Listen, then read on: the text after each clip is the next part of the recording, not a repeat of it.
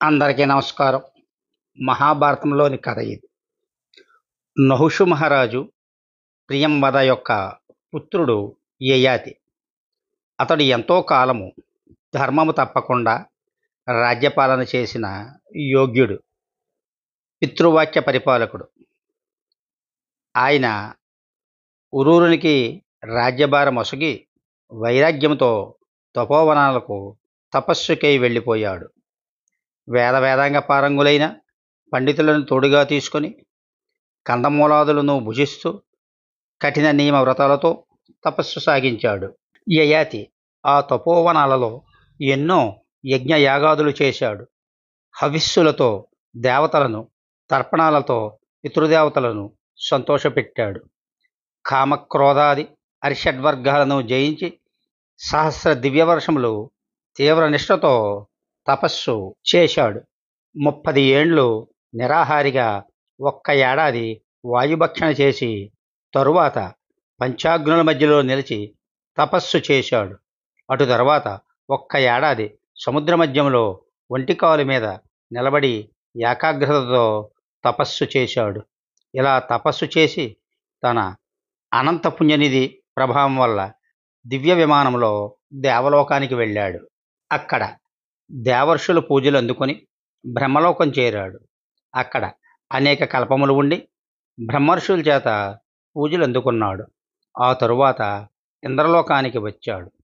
ధర్మాత్ముడు, మహా తపశ్శక్తి సంపన్నుడు అయిన యయాతి వచ్చాడని తెలిసి దేవేంద్రుడు స్వయముగా వచ్చి అతిథికి అర్ఘ్యపాద్యాదులిచ్చి సత్కరించాడు. మహా విభవోపేతుడైన ఇంద్రుడు ఆ యయాతిని యథావిధి పూజించి ఇలా అన్నాడు: ఏమి తపస్సు చేశావయ్యా మహానుభావ! నువ్వు సామాన్యుడవు కావు. శతసహస్ర వర్షములు తపస్సు చేసి సామాన్యులకు సాధ్యమా అన్నాడు. సాక్షాత్ దేవేంద్రుడంతటి వాడు ఇలా పొగిడేసరికి యయాతి ప్రారబ్ధవశాత్తు ఇలా పారుష్యవాక్యాలు అన్నాడు. ఓ అమరేంద్ర, ఓ అమరేంద్ర! సుర దైత్య యక్ష రాక్షస నర కేచర సిద్ధ మునిగణములు తపస్సులు నా తపస్సుకు సాటిరావు అన్నాడు. అవురా, ఇంత గొప్పవాడై కూడా గర్వమును వీడలేదు కదా అని అనుకున్నాడు ఇంద్రుడు. యయాతితో మహనీయులైన మహర్షుల తపస్సులను గర్వంతో కించపరిచినావు. లోకశ్రేయస్సుకి తమ జీవితాలను ధారపోసిన ఆ మహనీయులను ఎన్నడూ ఎవరు అవమానించరాదు. ఓ యయాతి, ఈ ఒక్క మాటతో నీవు సంపాదించుకున్న తపశ్శక్తి అంతా అంతరించిపోయింది. ఇక నీకు ఈ లోకంలో ఉండడానికి అర్హత లేదు. అధోలోకానికి పో అని శపించాడు. తన తప్పు తెలుసుకొని పశ్చాత్తాపంతో శరణవేడి యయాతి, ఓ దేవేంద్ర! ఏ క్షణాన్ని నేను పూజ్యులైన మహర్షులను అవమానించానో ఆ క్షణమే నా శక్తి అంతా కరిగిపోయింది. నన్ను అధోలోకాలకు పంపకు. నాకు సత్సాంగత్యం లేకుండా చేయకు.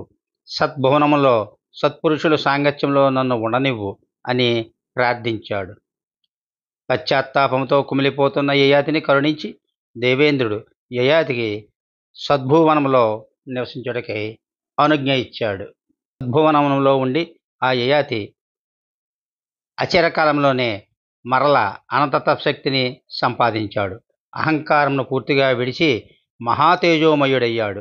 ఇలా ఉండగా ఒకసారి ఆ యయాతి దౌహిత్రులైన అష్టకుడు, ప్రతర్ధనుడు, వసుమంతుడు, ఔసీనరుడు మరియు శిభి సద్భువనమునకు వచ్చిరి.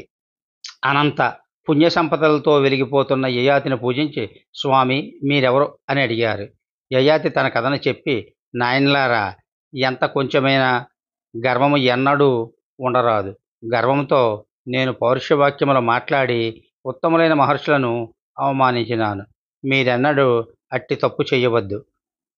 వాక్పారుష్యము విషము కన్నా అగ్ని కన్నా భయంకరమైనది అని హితవు చెప్పాడు. యయాతిని తమ తాతగారిగా గుర్తించి నమస్కరించి ఆయన వద్ద ఎన్నో రహస్యములైన ధర్మోపదేశాలు పొందారు అష్టకాదులు. ఈ కథలోని నీతి గర్వము, అహంకారము ఎంత కొంచెంగా ఉన్నా హాని కలుగజేస్తాయి. ఒక్క చిన్న పౌరుషవాక్యము వలన తన శక్తినంతా పోగొట్టుకున్నాడు యయాతి. అలాగే ఎన్నడూ ఉత్తములను అవమానించరాదు. మహర్షుల తపస్సులు తన తపస్సుతో సాటిరావని అనరాదు. ఒక సజ్జనుడు ఎప్పుడూ తప్పు చేయడు. పొరపాటుని చేసినా దానికి పశ్చాత్తాపం చెంది ఆ తప్పు ఎన్నడూ మళ్ళీ చేయడు. అలాగే సజ్జనుడైన యయాతి తను చేసిన తప్పును దౌహిత్రుల వద్ద చెప్పుకొని ఆ తప్పు చేయవద్దని కోరాడు. ఇంకా ఒక మనిషి యొక్క అభివృద్ధికి సత్సంగత్యం చాలా అవసరం. ఈ విషయం మనందరం గ్రహించాల్సిందిగా కోరుతున్నాను. సర్వే జనా సుఖినో భవంతు.